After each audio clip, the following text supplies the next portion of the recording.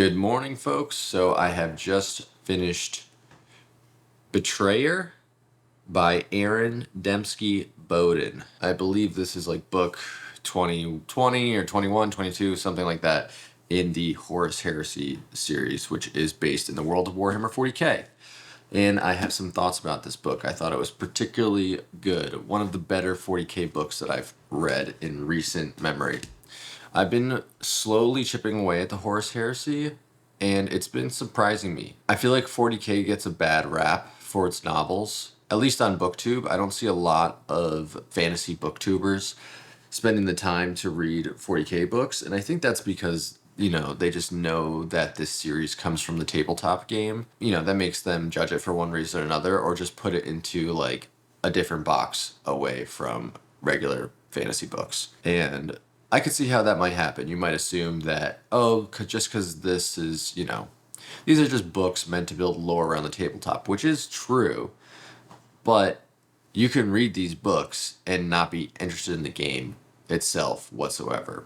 And I know, after having gotten into these books, that I'm way more into the books than I am into the tabletop game, though I do have a small army of Thousand Sons on my bookshelf back there. But yeah, so basically I finished The Betrayer, and I thought it was just a really good book. I'm going to give it a 4 out of 5 stars. I'm not going to get into spoilers too much in this.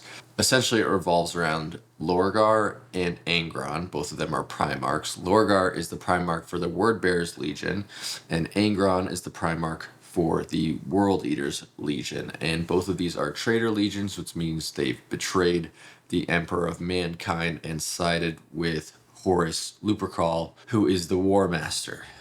And if you don't know anything about 40k, this isn't like a big spoiler or anything, but essentially it's what the entire main Horus Heresy series is about. There's the Emperor of Mankind, who is the ruler of humanity, and he lives on Terra, which is Earth. And essentially he launches this great crusade to... I'm not going to get into the details. It's a fucking epic story, but there's just too much to talk about in this quick video. Essentially, the Emperor launches this great crusade into the universe, and then partway through that crusade, his son, Horus, who is leading the crusade, betrays him and basically takes half of his armies and starts a civil war. And that's what this whole series is about. Anyway, this book focuses on Lorgar and Angron, who are brothers of Horus, and it focuses on a small campaign within the greater crusade. And when I say small, anything in the world of 40k is massive, right? So this is all relative. When I say small, it's relative to the greater crusade. In the actual book, it is not small. They're tasked with conquering the 500 planets of Ultramar, which are protected by Roboute Guilliman, who is another Primarch and son of the Emperor. We get some interesting backstory for Angron in this book. You kind of learn how he becomes what he ultimately becomes, and that's in reference to, I guess, a pretty big spoiler if you're not super into 40k, so I won't get into it, but I think if you're into 40k, you know what the fuck I'm talking about. You know that Angron becomes something other than the son of an emperor, and it turns out that maybe Lorgar had more of a role in that than I knew. And I found that whole plot to be very interesting. Oh, there's also this really fun relationship between Khorne and Argoltal. Argoltal is a word bearer who is possessed by a demon, and Khorne is a space marine from the World Eaters.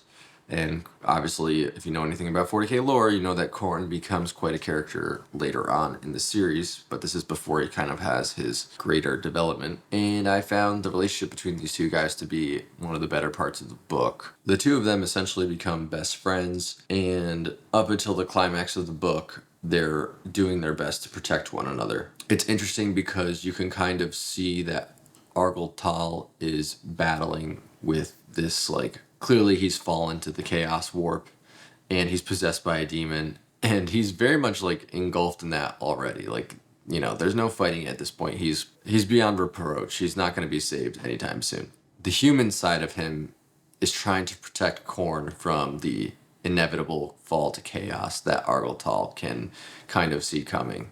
And even though it's inevitable, he does his best to prevent it, which I found to be an admirable trait.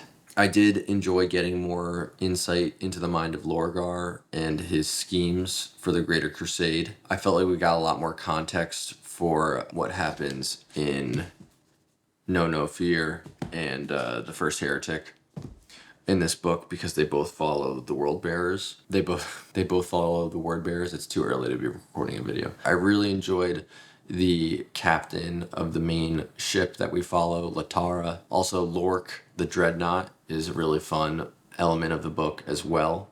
I don't know why, but the dry humor of a Dreadnought just gets to me. Or they're just like, just this, the fact that there's like a, I don't know, Dreadnoughts are just fun to me. I can't explain it. And we get some more time with Erebus in this book, and he's clearly a pivotal character for the series. I really dislike his character, but he definitely pushes the plot forward, so I think it's important to pay attention to the scenes that he takes part in. And lastly, we get some scenes in this book that involve another perpetual, I believe that's what they're called, from the Cabal that was mentioned in Legion, which is book 7 of the Horus Heresy. I believe that's the only other Horus Heresy book I've read so far that mentions the Cabal and Perpetuals.